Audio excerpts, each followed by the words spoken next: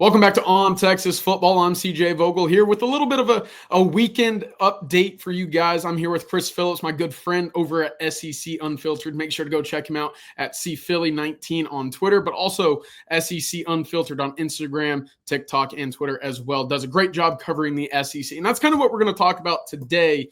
Year one in the books, moving on to year two for the Texas Longhorns on the football field. We're still trying to figure out what's going on the hardwood, and the diamond is just about to see its first pitch this weekend as well. But Chris, I wanted to go back a little bit. Texas among Tennessee and Georgia, three teams making it to the college football playoff this year out of the SEC. Going into the season, was that a surprise? I know Alabama not necessarily having the season that they wanted. LSU was also in the mix. Ole Miss, a team that I think you and I each had going into the year. What'd you take away from year one of Texas and Oklahoma being in the conference and how it all kind of played out in 2024? Yeah, TJ, first thing, I appreciate you having me on, man. It's always a pleasure to chat with you. But I wasn't surprised at all by Texas and their success year one in the SEC. I know there was a mixed bag. And, you know, when last summer, right, when it was officially official and Texas and OU both were in the conference, we got to media days. And I was one. I picked Texas to make the SEC championship. 11-1 overall record. It wasn't exactly the game that I thought they would lose or what have you, but I thought it would be Texas, Georgia in the SEC title. And, you know, I thought Georgia would get their revenge on Texas. I did think Texas would beat them in the regular season. Obviously, that did not happen, but I wasn't surprised at all. You know, when you looked at the roster and you looked at the personnel that was coming back, I mean, maybe the defense, CJ, was a little bit surprising just how dominant it was. I know you and I had conversations about them throughout the season last year, but no, I wasn't surprised in the slightest to see Texas have the year they did again. I think a lot of the commentary, CJ, there were more folks.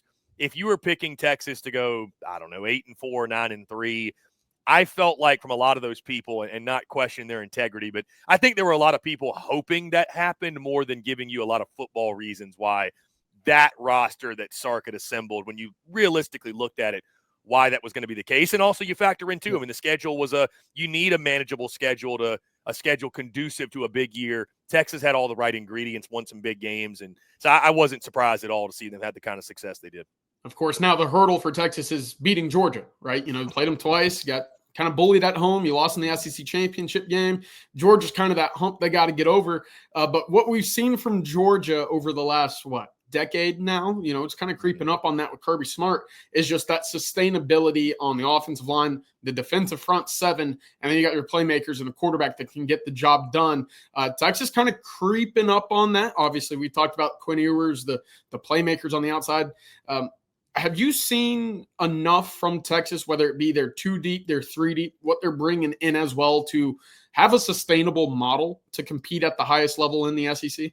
Yeah, I think so. I think Sark was building for that for years. And again, you guys know it. You've seen it firsthand, even closer than I. But, you know, I remember him talking about when he first got there, just the sort of train wreck it was in the trenches, especially the offensive line, and not even having enough guys like on scholarship to really hold a spring game, right? Because there were so few bodies available.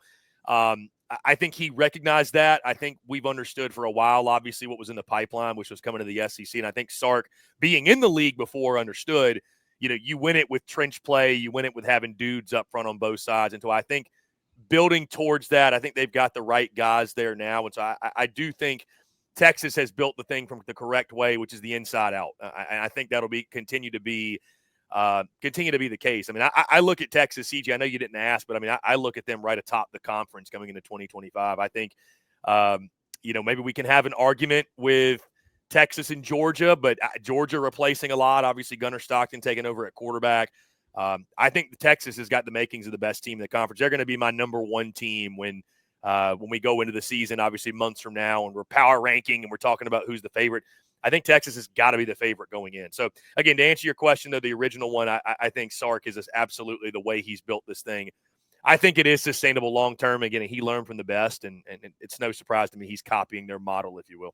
Yeah, of course, Texas will be replacing 4 out of 5 offensive linemen. They've had to go to the portal already for, you know, a trio of defensive linemen for the second straight year. But above that, the headlines kind of start and stop with, oh, it's Arch Manning's team now.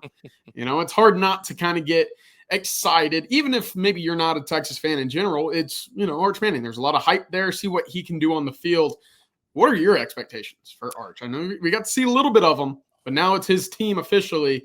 Is sky the ceiling or ceiling? What are we thinking there? Yeah, CJ, to your point, to the excitement around Arch, I've made the joke before, and I'll say it again. A lot of us in the content game are going to make a lot of money talking about Arch Manning this offseason, just kind of feeding into that hype and that buzz. I think it's always tricky. It's going to be different for Arch, right? It's one thing to come off the bench and be the superhero and be the reliever or what have you, and he did that really, really well. It's different for it to be your team. He is QB1 now. He's going to get tested immediately out of the gate when Texas goes to the shoe to take on Ohio State, which should be a classic. You mentioned, he's got to go on the road to Georgia. He's got to go to the swamp. I don't doubt for a second, though, that Arch Manning is going to be one of the best quarterbacks in the conference this season. I trust the pedigree. I trust his coaching with Steve Sarkisian. We know he's got the arm. Again, CJ, you and I talked last year that the concern with Arch was kind of the opposite of what it was with Quinn, is that, the kid loves to throw the deep ball, maybe sometimes too much. Maybe he trusts the arm a little bit too much. So I think if he can play within the system, play within himself, be strategic when taking the shots, I think he's going to be fine, man, because he's got all the talent in the world. I'm also fascinated by, Sark is not typically a guy that loves dual threat quarterbacks or quarterbacks on the run. Now he's got that in Arch Manning. Obviously, you've got to use that in his skill set. So I've got really high expectations, but I think you always go in, and I think Texas fans would be wise to go in just remembering it is first full year starting in the SEC. But, dude, when you have the guy with the Manning last name, and we've been talking about this kid for 3-4 years, the one thing you don't want to happen, though, CJ, is, Nico Iamaleava had big-time build-up, too. He was the $8 million quarterback. Again, we had been talking about him for 3, 4, 5 years because of the recruiting process. And he didn't play bad last year, but he had these, man, can Nico win the Heisman his first full year starting?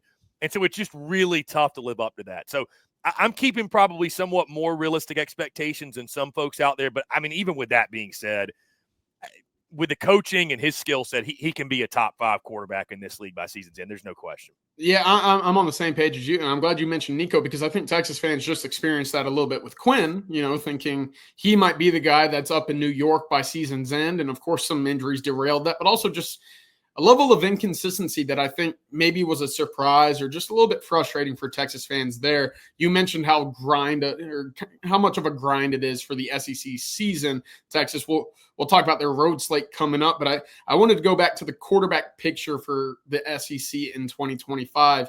Nico was a name you mentioned. Garrett Nussmeier is one that I think his return should set up Brian Kelly for that year that I think LSU fans have been wanting to see so far since he was hired. But even beyond that, Lenore Sellers, DJ Lagway, Taylon Green, even in that conversation. I'll throw in John Mateer as well at Oklahoma. It's an intriguing year of quarterbacks, maybe a little bit more of a dual threat, overall picture in this conference. But among those group of guys I just mentioned, Arch Manning in that conversation, what excites you about this quarterback bunch for 2025 and how this might all shake out in 8 or 9 months? Yeah, I think there's really fascinating storylines across the league, CJ. And I wanted to point out, too, we were just talking about, to your point, and a word of caution, I guess, for Texas fans. It is kind of funny. It feels like life may come full circle for you and I when – I hope this doesn't happen, but we're in the midst of the 2025 season. Everybody was complaining Quinn wouldn't throw it downfield and all the dump-offs. And I'm just going to laugh if we get to a point. It's like, God, he's got to start dumping it off more. Stop throwing it downfield so Where's much. the running back? We've really come full circle here with this. No, there's so many exciting storylines, though, CJ. You mentioned, for me, I did way too early quarterback rankings, and I had Nussmeier at 1, and I felt icky doing it because I watched him play so poorly at times. But I think he's the best of what we've got. I think Lenore Sellers is a fantastic player. DJ Lagway, their skill sets are really similar. I think Florida is hinging on that breakout season because of a DJ Lagway and what he did coming in late last season and leading them to wins over LSU and Ole Miss. And I know Florida State was down, but still beating them too and getting to an 8-win season was remarkable. You mentioned John Mateer at Oklahoma. God, can he provide a spark for that offense that was miserable a season ago? How about the guy who's replacing Jackson Arnold at Auburn? Like what is that going to look like? Can Diego Pavia be a magician yet again and lead Vandy back to a bowl game? Again, also I think the big thing I think the big storyline for me when it comes to quarterback, CJ, is these top contenders that are replacing their signal callers. Gunnar Stockton at Georgia, Ty Simpson or Austin Mack or Keelan Russell at Alabama. That's going to be a heated battle in the spring.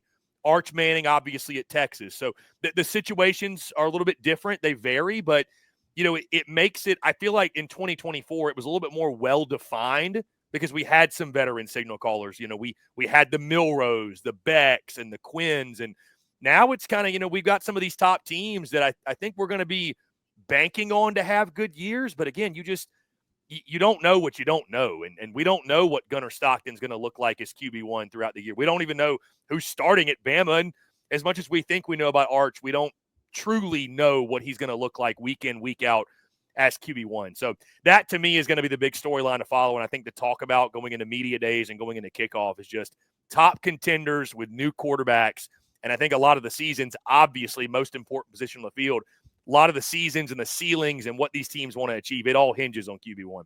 Yeah, absolutely. Texas will be tested immediately going on the road to Ohio State week 1 for Arch's first road start. But that doesn't mean that the Ohio State with a new quarterback too, though. So, I mean, that's right.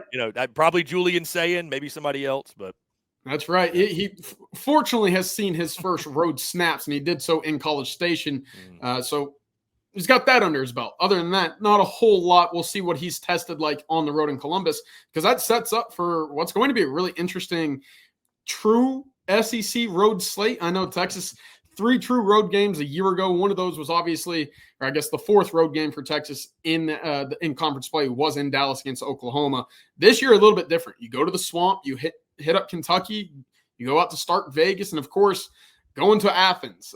Give me your thoughts on these road games, because I know you've been around SEC country. You've seen road games or I guess home games in every single stadium so far.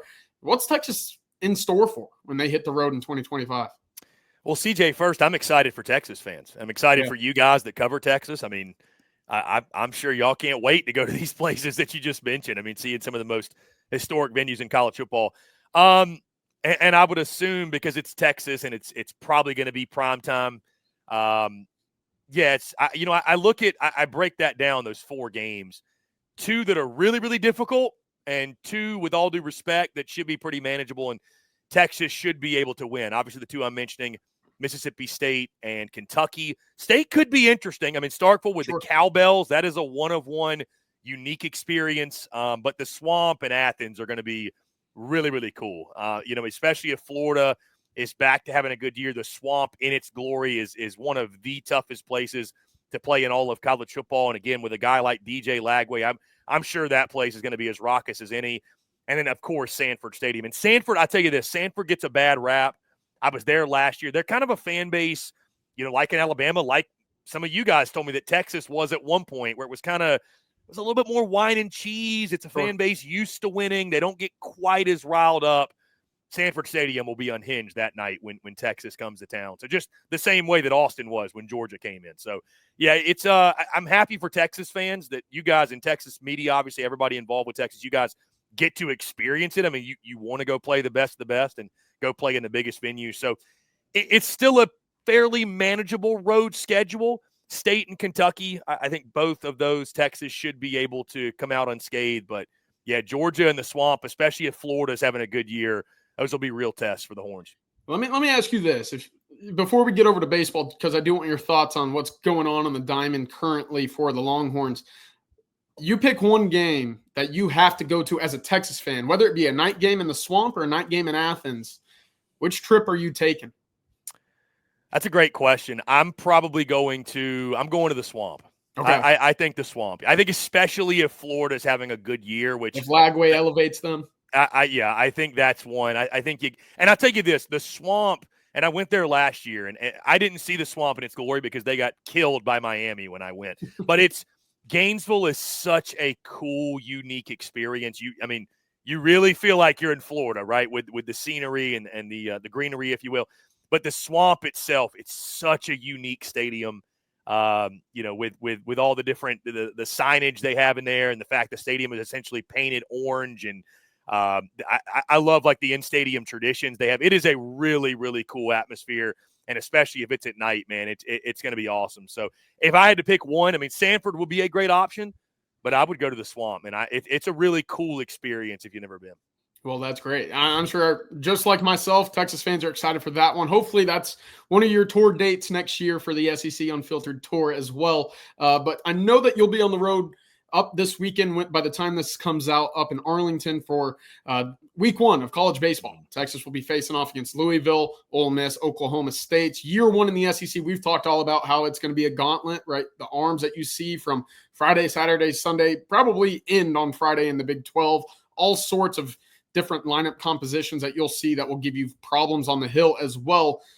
Expectations, year 1 for Texas. I know the coup of Jim Schlossnagle took over headlines once again for the Longhorns, but I want to get your thoughts from someone who sees it from a 1,000-foot view.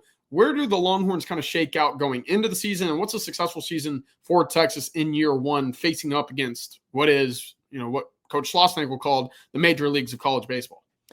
Yeah, and CJ, it's really interesting because I've had conversations with a lot of people that are fans of Texas and cover Texas in the preseason. So I'm one that, I'll speak on what I think are fair and reasonable expectations. But I understand, CJ, the expectation for Texas is Omaha. I mean, it's not, what is it? It's Texas baseball at Omaha, right? I mean, there's no 38 or 41, I think, Omaha appearances or College World Series appearances. Like, I'm never going to tell Texas fans to expect less, if you will, or just be satisfied with going to the regionals or something. I'm not trying to insult anybody out there. But, yeah, realistically, I mean, first year in the SEC, my biggest question with Texas, CJ, they're going to hit.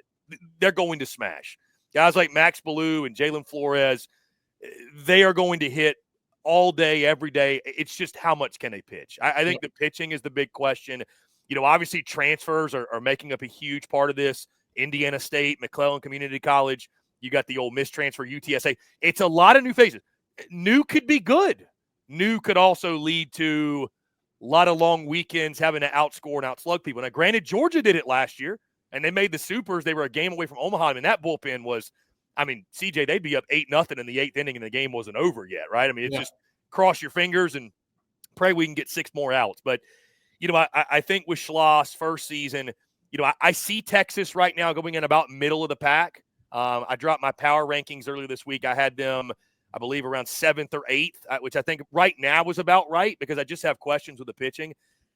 I think Texas – I'm not one to say Texas cannot get to Omaha. I think realistically you get to a Super in year 1. I think you're pretty happy with that. I don't think at a program like Texas, I don't feel comfortable, CJ, with saying – yeah, as long as you go to a regional or if you host a regional, I don't think that's enough. Like if you get to it, listen, if you get to a Super and you get beat out, it's a best of 3. Matchups matter, CJ. You've seen it. I've seen it. Then so be it. It is what it is. But for a program like Texas, I agree with others I've talked to. This is a program that should expect to be in a Super regional every single year. That's why David Pierce got fired. I mean, they went to the College Station regional, got knocked out. That was one of the reasons. So at a program like that, if you go to a regional and you lose, you're a 2 or 3 seed, you weren't good enough to host. That's inexcusable. If you host your own regional and lose, that's certainly inexcusable, losing on your home field. So, I think the expectation for Schloss and company, which I think is fair, is to go to the Super Regionals, and we'll see how it plays out. It all hinges on the pitching. The ceiling of this team is all dependent on the pitching. If they can get some quality pitching, they could be an Omaha club. But I think getting to the Supers, being one of the final 16, would be a success for Schloss's first year.